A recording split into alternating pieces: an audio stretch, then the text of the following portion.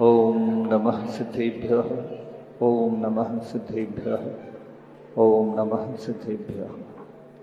अनंत अनंत सिद्ध परमेष्टि भगवंतों की, चक्रविंश तीर्थंकर भगवंतों की, आचार्य गुरुवर श्री विद्यासागर मुनि राज की, नवाचार्य श्री समय सागर जी महाराज की, निर्यापक मुनि श्री सुधा सागर जी महाराज की, निर्यापक श्रमण श्री प्रसाद सागर जी महाराज की, मुनि श्री पद्म सागर जी महाराज की, तीन कमनों कोटि मुनि राजों की,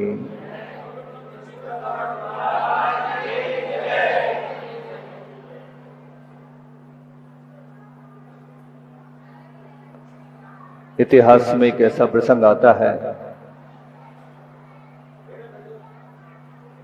कि एक व्यक्ति जो भगवान के सबसे नजदीक में रहा करता था, भगवान के रिश्ते में भी लगता था, वो उनसे सबसे ज्यादा प्रश्न उत्तर करता था, सबसे निकट में रहने वाला परम भक्त वो व्यक्ति आज नरक में है।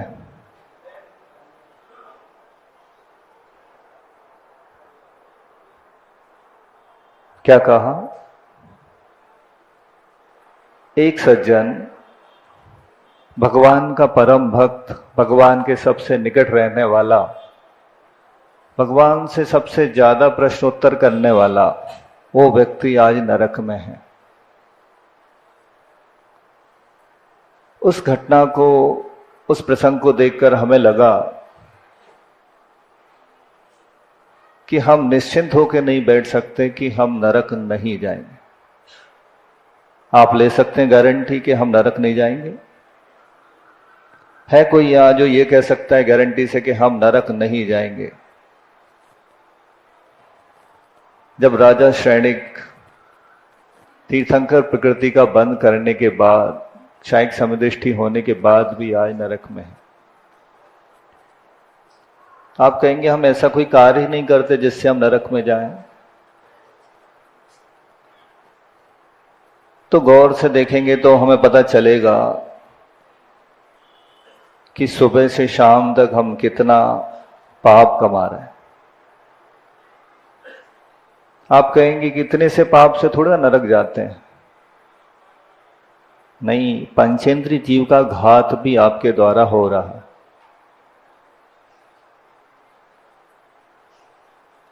और मूल उद्देश्य यही है कि आचार्य श्री ने भी हम लोगों को यही निर्देश दिया है कि जो मांसाहार करते हो उनसे आहार नहीं लेना।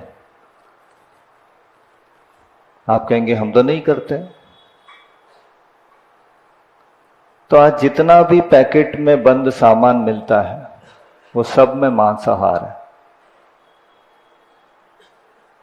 और मांसाहार का एक बार भी सेवन करने वाला सद्गति को तो प्राप्त नहीं कर सकता।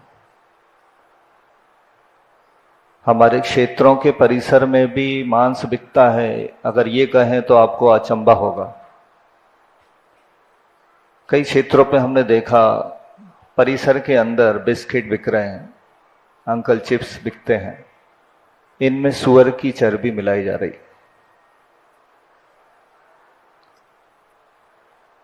तो इतना सी बात है कि जितना भी फास्ट फूड है वो सब मांसाहार की कोटि में आता है, और इसका त्याग किए बिना आपका कल्याण नहीं हो सकता। कितनी भक्ति कर लें, कितनी जय जयकार कर लो, कितनी जाप फैल लो, कितनी भगवान की पूजन कर लो, अभिषेक कर लो, लेकिन कल्याण नहीं हो सकता जब तक आपका ये मांसाहार का त्याग नहीं होगा। आचार्य जी ने जब से इस बात को उठाया है, सभी चौकों में उनने निर्देश दिया कि एक पर्चा लगाया जाए जिसमें लिस्ट लगाई जाए कि किन किन चीजों में मांसाहार है। नमकीन मिक्सचर जो आते हैं उसमें बेसन को घोलते समय उसमें अंडा मिक्स कर देते हैं। आप सोचते होंगे ये तो नमकीन मिक्सचर है। ऐसे चॉकलेट में कॉकरोचेस अमेरिका की जो FDA है, फूड एंड ड्रग एडमिनिस्ट्रेशन, उसके रूल्स में लिखा है कि 4% cockroaches are permitted in every chocolate. हर चॉकलेट में 4% कॉकरोच अलाउ है। अमेरिका की फूड एंड ड्रग एडमिनिस्ट्रेशन ने यह रूल बनाया है।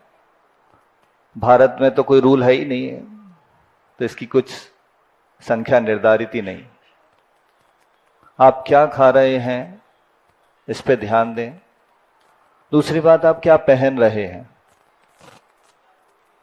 आचर्षी का जो प्रकल्प है, एक हथकरघा श्रमदान, ये क्यों खड़ा किया। उनको पता चला कि हमारे जो कपड़े बन रहे हैं पावर मिल में, हैंडलूम में, सब में धागे के ऊपर चर्बी का तेल चढ़ाया जा रहा है।